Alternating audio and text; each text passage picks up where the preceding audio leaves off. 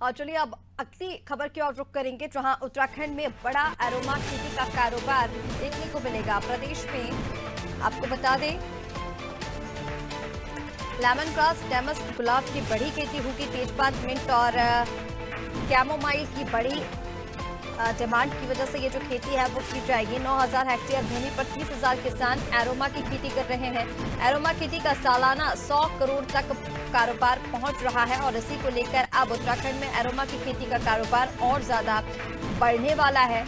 Lemon grass, damask और गुलाब की जो खेती है वो बढ़ गई है, क्योंकि तेजपात, मिंट और कैमोमाइल की जो डिमांड है वो लगातार अब बढ़ने लगी है।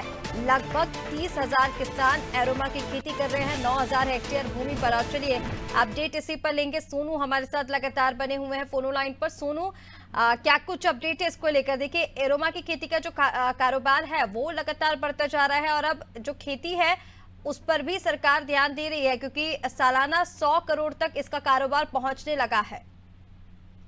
देखिए ऋषिका, जो विभागीय अधिकारी हैं वो लगातार प्रयास कर रहे हैं और उनके प्रयास अब सफल साबित होते हुए साफ तौर पर दिखाई दे रहे हैं। यही वजह है कि जो एरोमा से संबंधित उत्तराखंड चूंकि हिमालय राज्य है, यहाँ पर अपार संभावनाएं हैं और इसी को साकार करने के उद्देश्य से अधिकारी लगातार प्रयास कर रहे हैं और उनके जो प्रयास हैं वो इस रूप में दिखाई दे रहे हैं कि एक तो जो है कुछ ऐसी खेती है, लेमन ग्रास की है, चाहे वो तेजपात की हो या फिर कैमोमाइल हो, इनसे संबंधित इनकी डिमांड बढ़ रही है। और अभी जिस एरिया में यानी जितने हेक्टेयर में अभी ये एरोमा की खेती हो रही है, इसके दायरे को बढ़ाने पर भी लगातार फोकस किया जा रहा है। और अगर इसको कारोबार के लिहाज से आप देखेंगे तो इसका जो एरोमा खेती का कारोबार है वो तकरीबन 100 करोड़ तक पहुंचने लगा है और ऐसे में विभागीय अधिकारी इसके और दायरे को बढ़ाने की लगातार फोकस कर रहे हैं। जो सघन पौध केंद्र है उसके निदेशक जो निपेंद्र चौहान है, उनसे हमारी बातचीत हुई।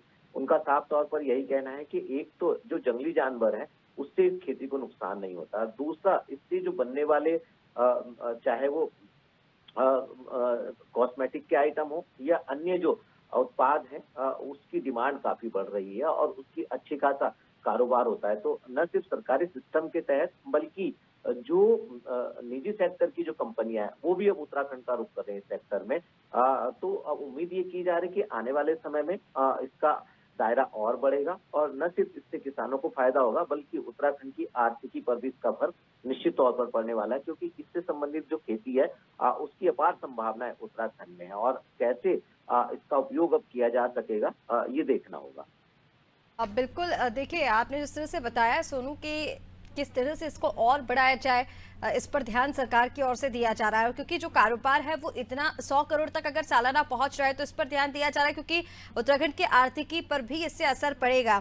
लेकिन जिस तरह से यहाँ पर एरोमा की खेती की बात करें, आपने बोला कि निजी कंपनियां जो हैं वो भी इसमें अब इंटरेस्ट ले रही हैं, तो जो बाहर के देश हैं उनके लिए भी यहाँ पर अच्छी संभावनाएं उत्तराखंड में हो सकती है। इसको लेकर सरकार की ओर से क्या इसके लिए भी कोई प्रयास किए जा रहे हैं? देखिए ऋषिका, ये बहुत महत्वपूर्ण सवाल आपने किया है। विभागीय स्तर पर, मंत्रालय के स्तर पर ये प्रयास जरूर किए जा रहे हैं कि सरकारी सिस्टम के साथ साथ किसानों को इससे जोड़ने के साथ साथ जो निजी सेक्टर की कंपनियां हैं उनको भी आकर्षित किया जाए और इसके साथ साथ जो इस सेक्टर में काम करने वाले जो विदेश के खास तौर से संस्थाएं हैं उनको भी आकर्षित किया जाए। और इसके अब प्रयास शुरू हो गए हैं, क्योंकि जब एरोमा की खेती होती है तो इससे तेल उत्पादित होते हैं और फूल पत्तियों से इसके इस्तेमाल से फार्मा सेक्टर के भी कुछ ऐसे प्रोडक्ट हैं जो तैयार होते हैं, कॉस्मेटिक आइटम तैयार होते हैं और इसके साथ साथ जो इसके फ्लेवर हैं उनके उत्पादों में भी कई बार उनका यूज किया जाता है। तो इसकी संभावनाएं काफी हैं, बशर्ते इस पर अभी तक सिस्टम जो है जितनी गंभीरता से काम कर रहा था इसी गंभीरता से अगर आगे काम होता रहा तो आप ये निश्चित तौर पर मान लीजिए जब विदेशी इस सेक्टर के विशेषज्ञ लोग जो है इस क्षेत्र में कदम यहाँ रखेंगे तो कहीं ना कहीं अभी जो इसका कारोबार हो रहा है इसमें निश्चित तौर पर बूम आएगा,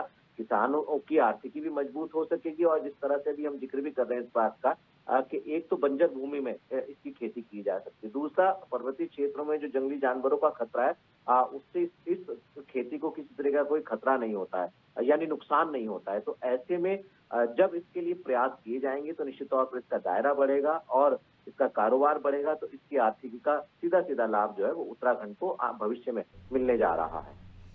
बिल्कुल सोनू, जिस तरह से आपने बताया कि जिस तरह से ये खेती लगातार बढ़ रही है, उत्तराखंड को सीधा लाभ इससे मिलने वाला है और लगातार सरकार इसकी ओर ध्यान भी दे रही है कि किस तरह से और ये जो कारोबार है वो आगे बढ़ाया जाए। फिलहाल तमाम जानकारी साझा करने के लिए आपका बहुत शुक्रिया। तो उत्तराखंड में एरोमा की खेती का जो कारोबार है वो अब और ज्यादा बढ़ रहा है, क्योंकि इससे सालाना लाभ है वो 100 करोड़ तक हो रहा है। इसलिए सरकार अब इस और ध्यान दे रही है कि किस तरह से इस खेती को और बढ़ाया जाए और कैसे इसको सुरक्षित रखा जाए।